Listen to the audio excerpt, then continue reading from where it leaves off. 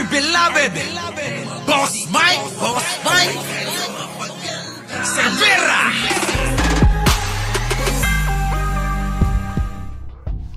Ibinahagi ni Cavite 4th District Representative Francisco Kiko Barzaga sa kanyang latest vlog ang kanyang di umano'y sorpresa.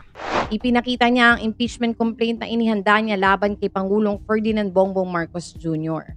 Sa kanyang vlog na ipinalabas noong October 8, sinabi ni Barzaga na welcome back to the Crocodile Farm.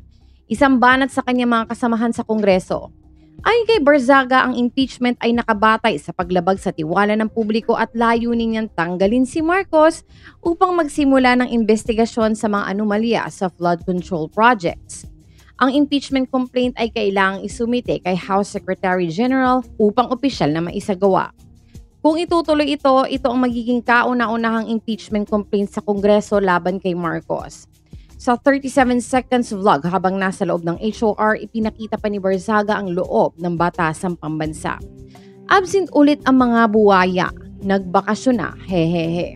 Saad pa ng kongresista habang ipinakikita ang mga bakanting upuan sa loob ng batasan. Maya-maya lamang ay ipinakita na ni Barzaga ang sorpresa niya sa mga netizens. Ang Marcos impeachment complaint. Aniya, ang impeachment complaint niya ay under the grounds of betrayal of public trust and culpable violation of the Constitution. And hopefully, Congress will remove him soon so we can start investigating those in the flood control anomalies. Hehehe, bye-bye Marcos. Saan pa naman babatas? Matatandaan si Barzaga ay isa sa mga sulo na kritiko ni late 1st District Representative at dating House Speaker Martin Romualdez na pinsan naman ni PBBM. Samantala, wala pang reaksyon, tugon o pahayag ang palasyo hinggil dito. Samantala, isinusulong ni Representative Kiko Barzaga sa kapulungan ng mga kinatawan ng isang panukalang batas na nagwawakas sa pagpataw ng 12% value-added tax sa lahat ng bilihin at serbisyo. Ipinresent niya ito sa ilalim ng House Bill 5119 na kanyang inihain noong Lunes. Ang VAT ay pinakamalaking pasanin sa mga karaniwang mamimili, lalo na sa mga pamilyang nasa mababa at katamtamang antas ng kita. Dahil dito, ipinapatupad sa mga bilihin at serbisyo anuman ang kakayahang magbayad. Pahayag ni Barzaga sa kanyang explanatory note.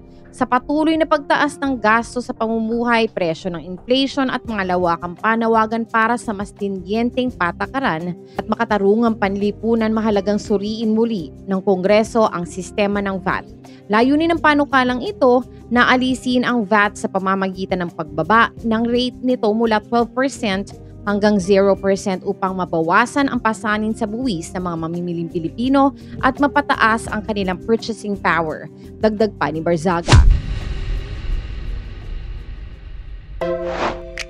Sa ngalan po ni Boss Mike Cervera, ito po si Auntie Mama ng Rizal, also known as Anino TV, na nagsasabing mahalin po natin ang ating kapwa, ipagdasal po natin lagi ang ating bansa.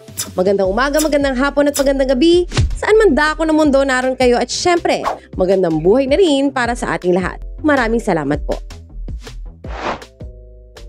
Our beloved Boss Mike Cervera.